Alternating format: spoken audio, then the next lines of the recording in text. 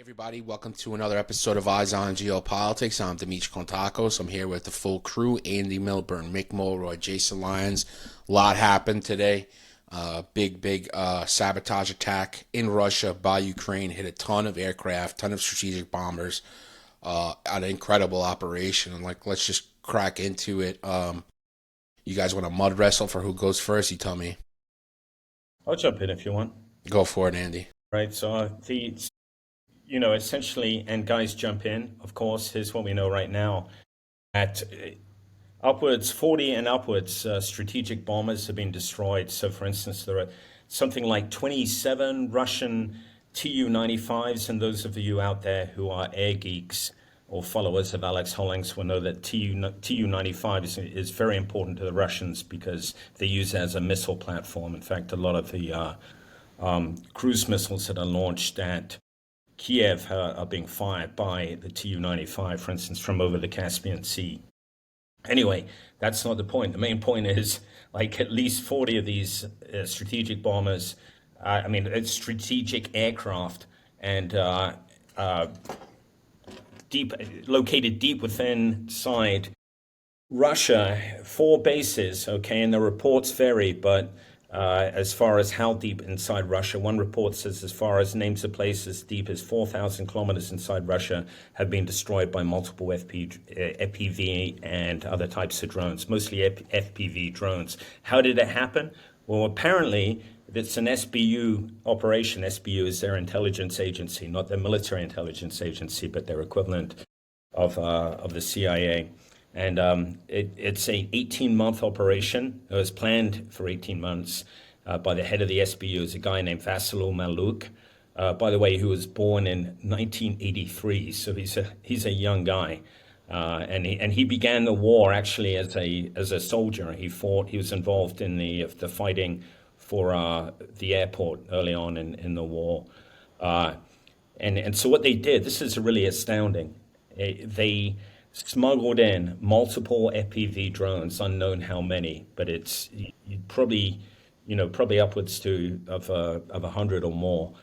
And they smuggled in these wooden compartments. All right, when I say smuggled in, I mean that's not that easy, but somehow they got them in overland, and then subsequently welded or attached these compartments with the drones inside to trucks that they knew the routes of these trucks would lead them within a few kilometers of the various bases that they've attacked. Okay, so you can imagine all the background that has to go into planning this. The truck drivers are unwitting. And here's the really astonishing part that we can't answer how this was done, but it appears as though the FPV drones were operated from inside Ukraine.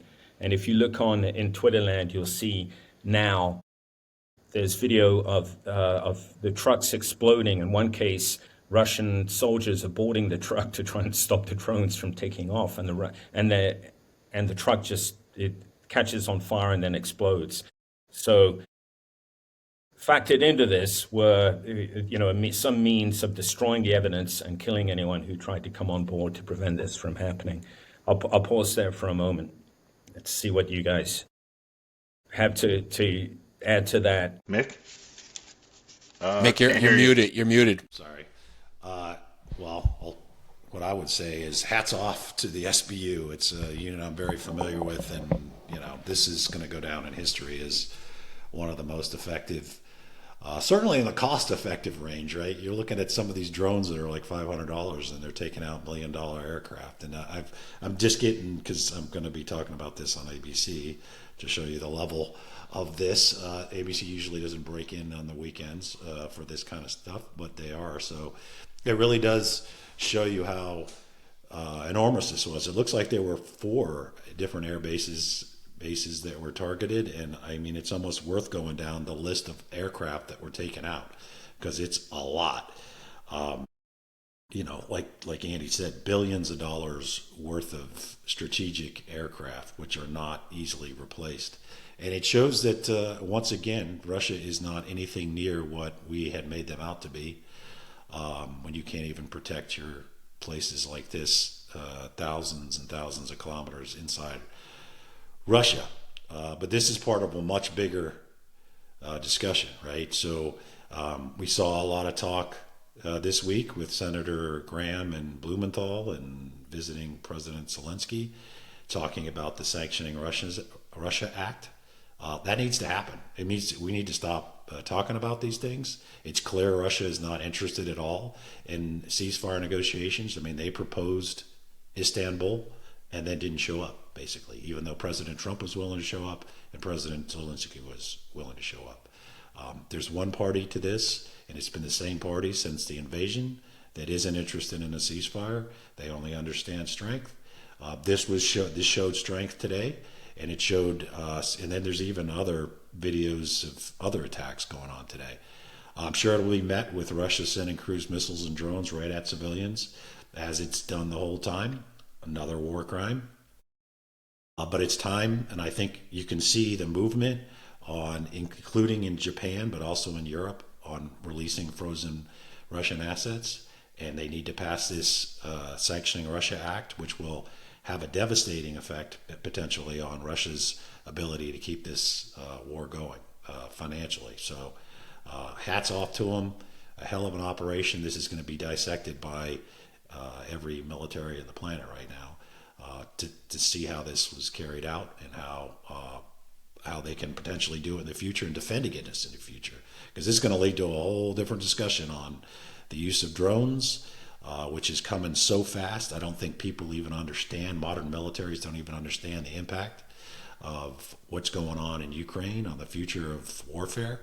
And if you add that to artificial intelligence and quantum computing, we're about to enter on a whole new era. I don't even know if science fiction has even caught up depicting what this era is going to be. So Clearly, it's time to coincide with. Oh, I'm sorry, Mick. Yeah, clearly it's time to possibly to coincide with Senator Graham and Blumenthal's visit to Kiev, right? I mean, they're in Kiev now. And Zelensky has just said to them, look, we have a roadmap for peace. We'd like to present it again. And evidently had this up his sleeve, which is masterful timing. As we talked about, the Russians don't understand pleas for peace or anything, but they do understand when they lose 30% of their strategic air fleet. Hey guys, it's Jack. I just want to talk to you for a moment about how you can support the show if you've been watching it, enjoying it, but you'd like to get a little bit more involved and help us continue to do this. You can check out our Patreon. It is patreon.com/theteamhouse. And for $5 a month, you can get access to all of these episodes of The Team House ad-free. The same goes with our affiliated podcast, Eyes On, with Andy Milburn, Jason Lyons, Mick Mulroy. That one, you will also get all of those episodes ad-free. And you support the channel and the show, and we really appreciate it. The Patreon members are literally what has helped this company, this small business survive, especially during our early years. And you are what continues to help this thing going, even as we navigate the turbulent world of YouTube advertising. So we really appreciate all of you guys. There's going to be a link down in the description to that Patreon page. And there is also going to be a link to our new merch shop. So if you guys want to go and get some Team House merchandise, we got stickers and we also have patches. And I should mention, if you sign up for Patreon at $10 a month, we will mail you this patch as well. So we really appreciate that. But they're also for sale on the merch shop. And additionally, they got t-shirts up there, water bottles, a tote bag, coffee mugs, all that good stuff. So please go and check them out and support the show. We really appreciate it, guys. Thank you. And by the way, there's things popping up on the news. Sadly, it looks like one of these truck drivers was lynched or killed by Russian security forces. And there's a picture of him strung out on the road with a rope around his neck. And the Russians have released two others, having determined that they were unwitting. Wow, crazy. Yeah, Jason, give us a rundown on like what was lost and stuff like that. I think you have like a good handle on what at this point. Yeah, it's kind of conflicting because some of the numbers are saying 40 aircraft were hit, but the numbers that I'm getting, it's way over that. So I'll just read you the types of aircraft and their significance. So we have some Tu-160 Blackjacks. That is the, and I'm giving you the NATO designation Blackjack. Those are the equivalent of their answer to the B-1, US B-1 bomber, supersonic bomber, long range. As Andy mentioned, some Tu-95 MS Bears. Those are Cold War era propeller-driven bombers, but have massive range for launching cruise missiles, anti-ship missiles, those sorts of things. And they're using those almost every night, right? Yeah. Like just lobbing over cruise missiles. Yep, absolutely. And then a couple of IL-78M Midas aircraft. They're military transports. Pardon my notes here. Some AN-26 Curl military transport aircraft. A couple of AN-12 Cubs. Those are also Cold War era transport and patrol aircraft. Also significant, some Tu-22 M3 Backfire supersonic bombers. Those are also Cold War era aircraft. Some MiG-31 Foxhounds. They're supersonic interceptors. They were developed in the 70s, if I'm not mistaken. So, and then there's rumor, I don't know if they were hit or not, but probably the most significant aircraft that were lost, if this is true, are some two A-50 mainstay aircraft. They are airborne early warning and control aircraft, so they can control multiple areas of the battlefield, aircraft, missiles. They're not armed themselves, but they can control those things. And from what I understand, there were only 6 operational ones because there were others that were lost earlier as of 2024. So if they lost 2 more, or even 1, that's a significant loss. Yeah, so that's the rundown that I have so far. Guys, I can't think of a special operations case. I'm sorry, special operations operation that rivals this. Can you guys? No. Certainly not. In modern Got times, some not since historians perhaps. out there. Please let us know. Yeah, and military is the fine. fact, just the fact that you're using, and I've heard others in the media use the term special operations. Like most traditional special operations that people think of are Green Berets, SEALs, MARSOC, that sort of thing. And the fact that drones have been now placed in that realm it's pretty significant. Yeah, think about all the intelligence that went into this. It's Yeah. Yeah. That's why it was run by the intelligence services, and that's likely what we're going to be seeing in the future. And incredibly ballsy actions on the ground. The logistics of getting these things in country, getting them on top, welded on top of the trucks or however they were attached on top of these trucks without being seen, multiple trucks. It's just phenomenal. And the technology of being able to control these drones from all that distance. Absolutely. Now, I You don't think- know how true, sorry, D. No, I don't know how sorry. true this is. Maybe you gents know, but I'm hearing that Zelensky himself took a personal interest in this and overseeing this. Do you know if that's right? Makes sense. This Sure is a he did, strategic yeah. level. This is a strategic impact operation for sure. I guess they probably could have guessed how successful it could have been when they were planning this, and it looks like, it met expectations. So I hope this translates. Obviously, it's going to be a huge military setback for Russia, but I hope it translates to people understanding that Ukraine is not losing. Like this fiction that they're losing and that there is Russian propaganda. If you look at the map from a year ago till now, it's barely any changed, and this is going to really set them back. And I hope they can just capitalize on this, not just militarily, but politically and internationally when it comes to support. Back not only the country that's in the right, but back the country that's got the might and the smarts, and they are showing it. They're bringing it. Yeah, it turns out they do have some cards to play, Yeah. Yeah, and Malyuk has been, we talked about Budanov, who heads the GUR, and he's the military intelligence side, also a relatively young guy, now 40 years old, and he's been behind a lot of the GUR was behind. Do you remember all the talk about the Russian insurgent groups within inside Russia, and that was a GUR operation, and some of the drone strikes on Moscow came from GUR.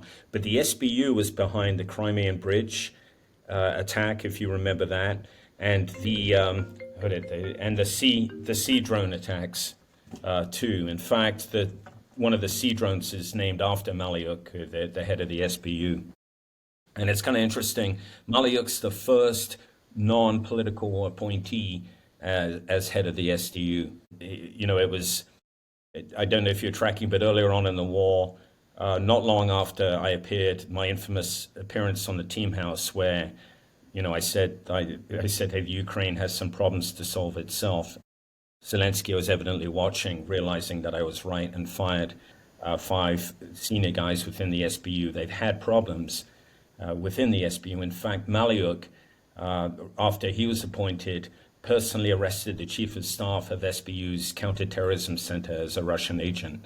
And he's exposed 300, the SBU's arrested just in the last few months, 300 alleged Russian or Ukrainian traitors within the Ukrainian security service. So he's cleaning house inside, and he's doing, he's been doing incredible things against Russia itself. You know, just finish up by saying that we talked about the fact that Russia not only has lost control of the seas, but has lost most of its Black Sea fleet, and the Ukrainians don't even really have a navy to speak of. You know, it's all been asymmetric attacks. And in the same way, you know, here we are faffing around with $30 billion aircraft carriers. I knew it. I knew you were going to bring it back. The Chinese can sink, according to our own Secretary of Defense, within 20 minutes, right?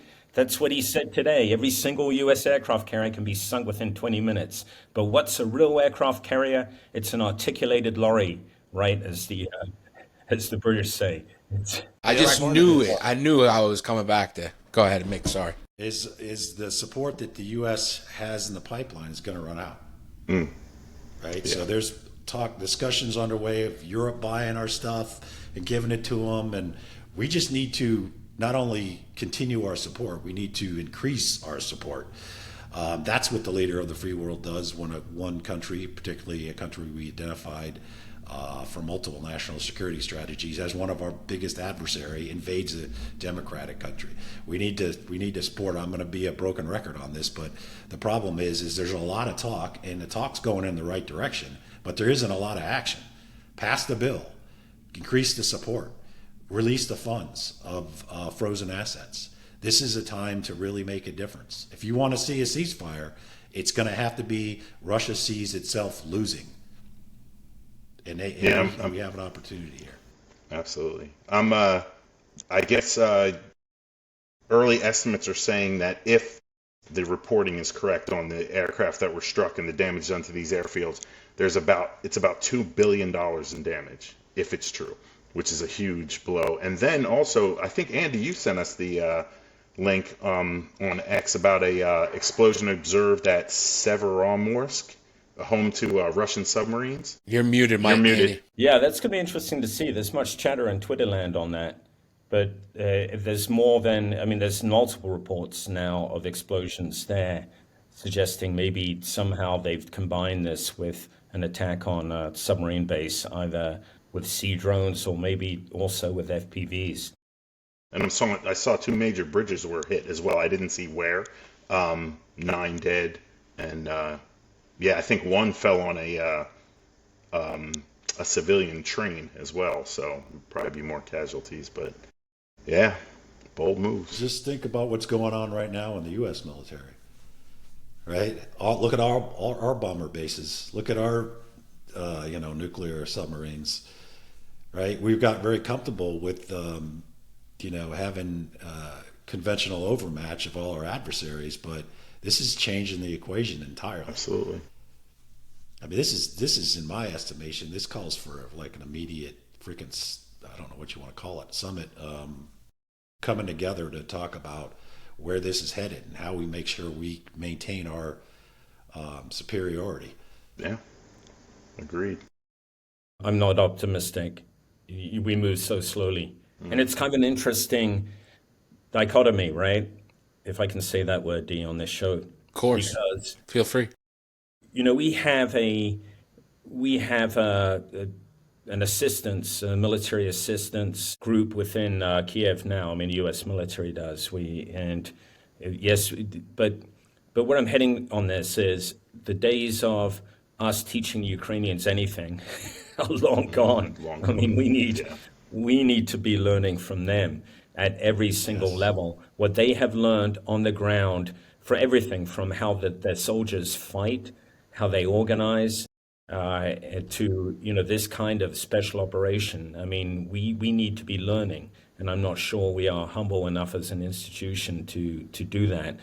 But to Mick's point, everything from our vulnerabilities, our use of high-end drones and weapon systems that are incredibly vulnerable. We talked about losing 30 predators over Yemen in the last few years, each of which is $30 million. We just don't learn. And yet the Ukrainians are mass generating. And I read about one factory churning out 10,000 a month. Last time I was saying like 1,000 a month. I was way low. People were sending in comments about that, and we just are nowhere near this. And our acquisition system operates at glacial speed. By the time that we've chosen to adopt a platform or a weapon system, costing multi-million dollars. And by the time it hits the assembly line, it's already obsolete. And we've done nothing to fix that. We will do nothing to fix it. At the infantry level, and certainly I'm speaking for the Marine Corps, we are hopelessly inadequately trained. I know that sounds like blasphemy, but the Marine Rifle Squad operates in much the same way it did 20 years ago. Yeah. It's no more lethal, has the same weapon systems. That the use of drones is an afterthought if they use them at all. We really need to wake up. Will we? I don't know. Another aspect of this is controlling the transfer of technology, right? So, we as a country, legislation, whatever we need to do, we need to ensure that we're not only capitalizing on the technological advantages, but we're doing everything we can to prevent our adversaries from, because, let's face it, their plan, China, I'm talking about specifically, is let the Americans develop it, innovate it, and then we're going to steal it and then mass produce it. We got to make sure that we cut that chain, right? And one of the ways to do that is to work with your allies. I know it's not the popular approach right now, but we can do that if we work with our allies. And important to point out, if you look at where the hubs in the United States are for technological advantage, or advancement, I should say, it's in Northern California and around Boston. Why? Because that's where the universities that produce the best of the best are coming out of. We need to ensure that continues. Like whatever political issues, between the administration and all that, I'll leave that to the political folks. But from a military standpoint, we want the best and the brightest come to the United States, and we want to take them. We want to basically steal them, and I don't mean kidnapping. But if you look at the top 10, tech companies in the United States, I just heard this morning, 5 of them are run by immigrants in the United States. I mean, just go down a list. I mean, hell, Elon Musk, right? Let's try to get the best talent in the world the right way by luring them to the United States for the best education and keeping them, right? So this is all tied together. It's not a separate thing. It's not just an economic issue. It's about the preservation of our advantage and our nation's security. Absolutely. Yeah, right on. A couple things to note. Early on, a couple hours ago, Axios was reporting that the Trump administration was notified of this attack, and they've retracted. The administration wasn't notified until after this went down. So there's just different disinformation running rampant for sure, like everywhere. Everyone's gonna get caught up in it because this is happening so fast. I feel like the last time this was like it's such an insane sabotage, clandestine covert op was Israel and the pagers with Hezbollah. I guess shocking wise, right? Like, but this is, the scale of this is in fact, yes, that's right. We were astounded a few months ago at the sophistication of that operation, and now it seems like I mean, they can't replace those aircraft. Like, they probably don't even have the assembly lines to make new ones still, because they're, they built them in the 60s and 70s, or probably before then. Also, another one, there's some chirping going on in like the Russia Telegram world about like how this opens up the possibility of a tactical nuclear retaliation. I think it's bullshit, but what are your thoughts on that? I agree that it's bullshit. I don't think it's going to happen. I mean, if they're going to do it, they're going to do it. Here's the thing: they're always going to say they're going to use nukes. So what is Ukraine not supposed to win because they might use nukes? Yeah, you know what I mean. I mean, it's yeah. I mean, it'd be horrible if they do. But you're in it to win it. So you take every possible chance you got to put them on their heels. Absolutely. And if they use nuclear weapons, even tactical, so low yield, it's going to spread into Poland, and I think should be considered an attack on NATO. Yeah. You got to assume that, like talking about before, we were talking about like learning the tactics and what's going on now in the war in Ukraine. Like we should be like learning this stuff as the U.S. military. You have to assume Poland is like hoovering this information up, right? Like, because they're on the front line right there with Belarus and stuff like that. Like they need to be gearing up for it if it were to ever happen. Well, you saw General Petraeus, I think, this week talking about he thinks Lithuania is next, right? So if we don't assist Ukraine in winning this, it's going to spread. It's pretty obvious, and it's time for action. Less words, more action. Yeah, I absolutely agree. I mean, when I coached and played football, there was a mantra that we used: their weakness is our weakness. So we could be great, have the best defense in the state, but all it takes is one misstep coupled with that hubris of we have the best defense in the state, and now we're them. We've made the same mistakes they are, and we're getting our asses handed to us. So I think, like you said, Mick, some sort of consortium, something needs to be looked at in the United States, take a step back and say, where are we vulnerable? Because if you think about it, it was a great special operation. They were able to smuggle these trucks in and pull this operation off. But think about here in the United States, trucks drive everywhere freely, so, and I'm an aircraft geek, and I'm always looking at videos of, they call them plane spotters, who will sit outside of military bases and freely take pictures of these planes taking off and landing and everything. So what says that this couldn't happen here? We need to definitely get off our high horse and take a look back and say, take a step back and say, where are we vulnerable in this same way? Agreed. I mean, Putin's been threatening nuclear escalation since the beginning of the war. Frankly, what do you think's holding him back? It's not the goodness of his heart. It's not that, oh yeah, hey, I would do it, but I'm too nice a guy. He's not doing it because he knows what's going to happen in return, and we haven't figured that out with. All the Russian sympathizers on the left and the right here constantly refer, we're on the brink of the Third World War. Whoever it is under Biden, it was the right wing accusing him of bringing us to that. And now, there's concern that there's accusations that Zelensky is doing that. Well, no. It's like Russia's the aggressor, by the way. It doesn't matter how we want to try and twist history. Russia is the aggressor, and B, Russia is not motivated by any feeling of benevolence towards the global world order. Putin doesn't care about casualties, even his own. If he has not used nuclear weapons yet, it's because he is shit scared that they're going to be used against him too, and which will precipitate his downfall. I mean, that is so obvious, it's just amazing that we have to explain it on this show.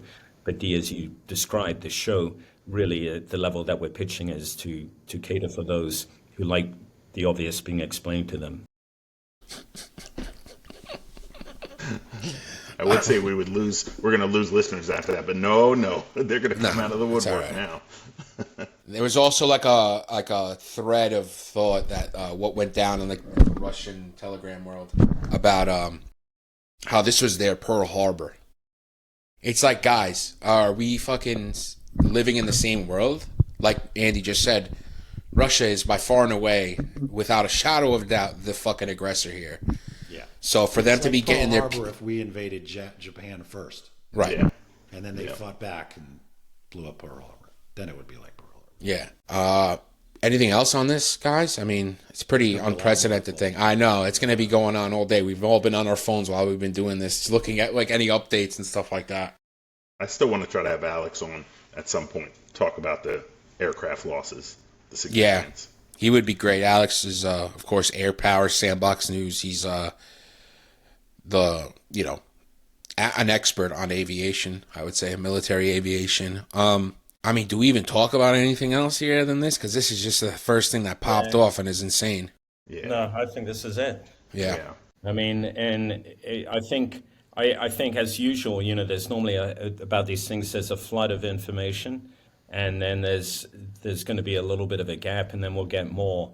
Yeah. We'll probably hear whether or not we'll get a little more clarity on which Russian bases were hit. What we do know is roughly the order of magnitude of aircraft destroyed, because there's been very clear videos of it, and all these bloggers and geeks who follow this stuff on Twitter have been counting them. And by the way, so if you notice on all the FPV drones, and Alex will explain this, it's probably a very obvious point to Alex, but again, I've made a career out of stating the obvious. But the FPVs are being driven right into the wing root. Have you noticed like the same place on every aircraft? And apparently that is, if you're going to do a single strike on an aircraft, that's the best place to head. Absolutely. And the fact that, as you guys pointed out, $400 drones insane can do that damage just by striking at that one point. Yeah. Is there a possibility you think that they had they were the fiber optic ones, but the fiber optics were connected to the actual cab of the truck? No, right? Probably not. So how are they controlling it so deep into Russia? That's the wild thing. That's what I don't understand. And the fiber optic connected to the truck wouldn't make any sense, because the fiber optic's supposed to connect to the controller, right. Sorry. Right? Yeah. I mean, that is a complete unknown. I haven't heard of FPVs being controlled from that kind of distance. I mean, if we're really talking, I think it must be an exaggeration where someone said 4,000 clicks in for one of these bases. But but let's say it's 1,000. If we're talking 1,800 clicks, unprecedented, right? No, these drones are their range is 50 kilometers. It's not super long. Well, isn't the base 4,000? Yeah, it's 4,300 clicks. Yeah. So they must have had somebody on the ground. Maybe not on the not on the truck or in the truck, but somebody was on the ground. I don't know, D. I mean, obviously they had someone on the ground to get this all set up, but they would have had to have. I mean, these are these are dozens of operators, right? And so putting them on the ground would make them supremely vulnerable. Yeah, you're right. Yeah. So it makes sense that they were not on the ground, but how they're doing this is. Yeah. So there was a picture of the gentleman you mentioned who runs the GUR. He was looking at it looked like a map of one of the bases. It could be possible with the right amount of intelligence and the right, knowing exactly where the stuff is. Like maybe they pre-programmed these drones to where to fly to. Mm-hmm. Yeah, it's maybe. Possible. Absolutely. Maybe, except they're getting live feed from them, right? Yeah. So you have a connection somehow, yeah. Yeah, so there is a connection. Yeah. And I mean, again, we probably won't find out all the technical details, but again, here we are, the most sophisticated nation in the world. I can't imagine us pulling something off like this. Yeah. Mick, can you? I mean, I know probably we had a much better chance when you were still at the agency. I don't know. I'm not the most technically capable guy, but I mean, I think right now we need to be planning so that we can pull something like this off. Absolutely, 100%. I imagine that's not just the Marine Rifle Squad that's behind the power curve on this. I imagine you could probably even say JSOC and my old group, Special Activities, needs to suck up every piece of lesson learned that's going on in Ukraine right now, and start figuring out how to use it in practical applications. Preparing now. Yeah, the aviation geek in me took this operation and put it into terms that the U.S. say 30 years ago, even back during Vietnam. And an operation of this sort, the aircraft that would have had to have been used, a manned aircraft, it's astounding that they were able to do this. And not just do this, but the videos that I'm seeing are from a reconnaissance drone that flew over during and after the attack and untouched and was able to get over these airfields, take close-up pictures of the damage. Actually, I saw one where it was flying right behind one of the attack drones and watched it climb up and then dive right into, as Andy said, the wing root of an aircraft and destroy it, and then it just flew right over and kept recording. So the amount of manned aircraft that would have taken it's astounding that they were able to pull this off. Okay, guys, so I can't verify this, but I got a message in answer to, 300, so it was 150 small attack drones and 300 munitions, all right, and 116 drones were launched. Get this, the drones were controlled via Russian telecommunications networks with automated guidance systems. So I'm going to need someone to explain that a little bit more to me, because they've got automated guidance systems. I suppose that's as a backup. Tunneling, so I suppose they tunneled into Russian telecommunications networks to control these things. I mean, that's incredible. That's unbelievable. Yeah. Yeah, I mean, that totally beats having, 12 or so guys on the ground controlling these that are within 20 kilometers of what's going on. And I suppose, another point that this really has emphasized is how, there are layers. I'm sure there will, of course, be an integrated air defense system for every single one of those bases, right? And layers of anti-air defense. SAM systems, EW, and of course, patrols. And yet there was no early warning, or if there was, it was too late. And we're not seeing any reports of any of these things being shot down, which just shows what a difficult task it is when you've got a small quadcopter or multiple small quadcopters that can simply overwhelm a system like that. They're operating at a low altitude and they're operating a short distance. There's just no IADS isn't configured. No IADS is configured to defend against that kind of threat. But I love the fact of that trucks were used for this, commercial trucks, and it's so effective. And I do, I'm not going to bang on about aircraft carriers again, but it really is. It really is a stark contrast and illustrates for us what 21st century warfare should look like. And it doesn't look anything like what we're doing. And also the ripple effect of this, the mistrust that this is going to sow inside of Russia. Any truck on the road now could be carrying these things. So every driver's under scrutiny. The people who, as you just pointed out, Andy, who are in charge of air defense, they're under scrutiny. All this stuff. So though the ripple effect is a big win for the Ukrainians. So I'm going to have to jump in 4 minutes. All right. ABC breaking in. Mick, we've talked to you before about your priorities. Yeah, my God. It does show you that this is usually don't do this on the weekend. So this is I think. Yeah, this is a hot topic. This is a big deal. Yeah, maybe know that we know what's. See, we need to get our version out first before Mick. I'll get this out right away. Yeah. You pay him more, right? We had more to talk about too, but this is kind of dominated. Yeah. We got Gaza going on. We got the ceasefire rejection by Hamas. By the way, if I could put a plug in, no media station should put out that Hamas accepted a ceasefire if they change the terms. It's just common sense, right? You can't say, I accept your offer to buy a car when you were trying to sell it for $5,000 and I come back and say I'll buy it for $3,000. It's a rejection of the offer. And then it gets everybody all excited for good reason, because we'd all like to see a ceasefire.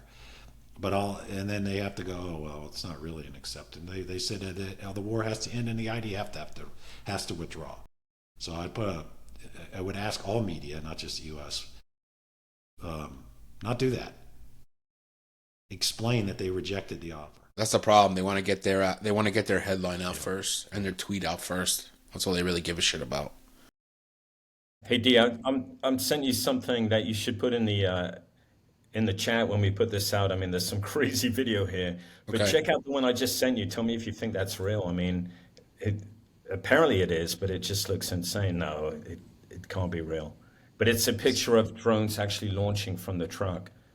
It's, Stop. it's wild. It's like sci-fi, right? Have you seen that? Yeah.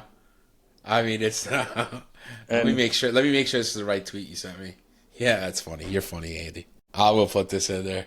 Andy doing a little shit talking. That's all right. hilarious. All right, guys, get out of here. Have a happy Sunday, everybody. As well. Obviously, we'll have more information on this as in the next couple of days. Maybe we'll do something on Wednesday, Thursday, updating this. Of course, check out all the guys' links. They're all in the description.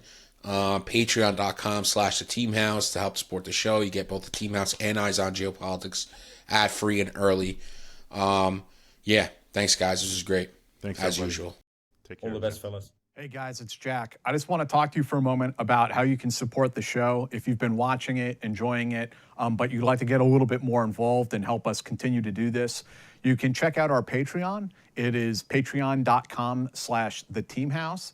And for $5 a month, you can get access to all of these episodes of the Team House ad-free. The same goes with our affiliated podcast, Eyes On, with Andy Milburn, Jason Lyons, Mick Mulroy. That one, you will also get all of those episodes ad-free. And you support the channel and the show, and we really appreciate it. The Patreon members are literally what has helped this company, this small business survive, especially during our early years.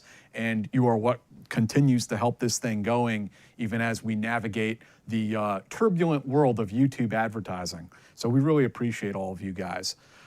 There's going to be a link down in the description to that Patreon page, and there is also going to be a link to our new merch shop. So if you guys want to go and get some Team House merchandise, we got stickers, and we also have patches. And I should mention, if you sign up for Patreon at $10 a month, we will mail you this patch as well. So we really appreciate that. But they're also for sale on the merch shop. And additionally, they got t-shirts up there, water bottles, a tote bag, coffee mugs, all that good stuff. So please go and check them out and support the show. We really appreciate it, guys. Thank you.